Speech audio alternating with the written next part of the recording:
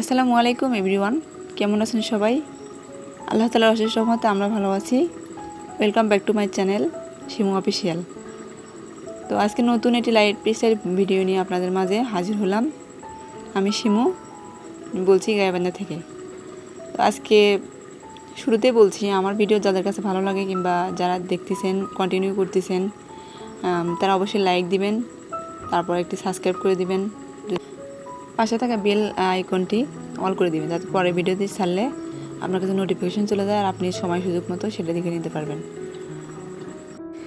এর আগের ভিডিওতে একটি আপু কমেন্ট করেছে, আপুটার আইডির নাম হচ্ছে অল কিচেন টিপস। তো আপু কমেন্ট করেছে, আজকেও আপনার ভিডিওতে ফার্স্ট হলাম আর খুব ভালো লাগলো। উনি ওই কমেন্টটা করেছেন। তো ধন্যবাদ আপু আপনাকে, আমাকে কমেন্ট করার জন্য। এভাবে আমাকে উৎসাহ দিয়ে যাবেন। আর আমি ইউটিউবে নতুন, আমার কথা বলা দেখে বুঝতে পারতেছেন। অবশ্যই সবাই আমাকে সাপোর্ট করবেন, একটি লাইক দেবেন। ওর বাবা গতকাল সন্ধ্যায় বাজারে গিয়েছিল, যাওয়ার পর কিছু ফল নিয়ে এসছে। আর এই জাম্বুরা দেখতে পাচ্ছেন, এই জাম্বুরাটা আমাদের গাছের। তো একটা পারছিলাম আমি, তো ভাবলাম এটাও ওদের দেখলে হয় কি যখন তখন খাওয়া যাবে।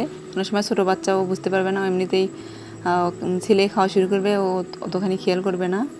তো ভাবলাম আমি ধুয়েই রাখি। এদিক দিয়ে একটা ছোটো হাত দেখতে পাচ্ছেন, এটা আমার মেয়ের হাত। তো আমার সাথে ও কাজ করতেছে।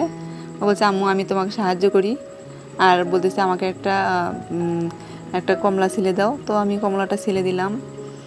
দেওয়ার পরও আমাকে বলতেছে আমাকে ডিজাইন করে দাও, আমার বাটির মধ্যে ডিজাইন করে দাও সুন্দর করে। তো ঠিক আছে, আমি এটা ডিজাইন করে দিচ্ছি। এটা ছিলার পর ডিজাইন করে নিলাম।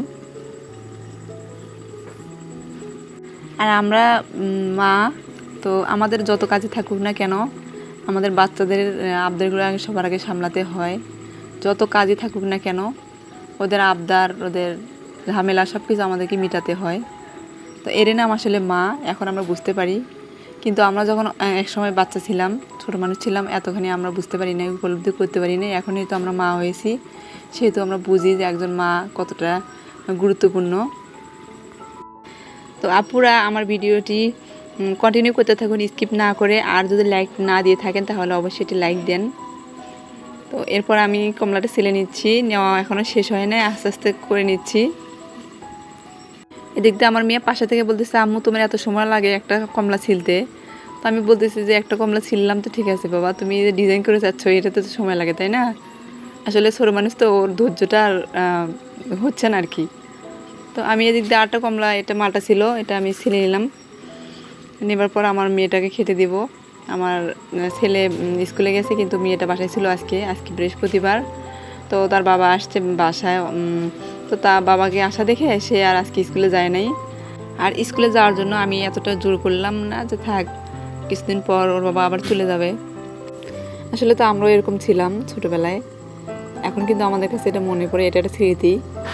এখন আমরা বুঝি, আমাদের জ্ঞান বুদ্ধি বিবেক হয়েছে, কিন্তু ছোটোবেলায় কিন্তু আমরা এরকম ছিলাম যে বাবা আসার কথা শুনলে আনন্দ লাগতো। আমার বাবা কিন্তু সরকারি চাকরি করতো। আমার বাবা বর্তমানে তিনি অবসরপ্রাপ্য। যেহেতু ওর বাবা চলে আসছে বাড়িতে, রান্নাবান্না সব কিছু একটু বেশি কাজ থাকে।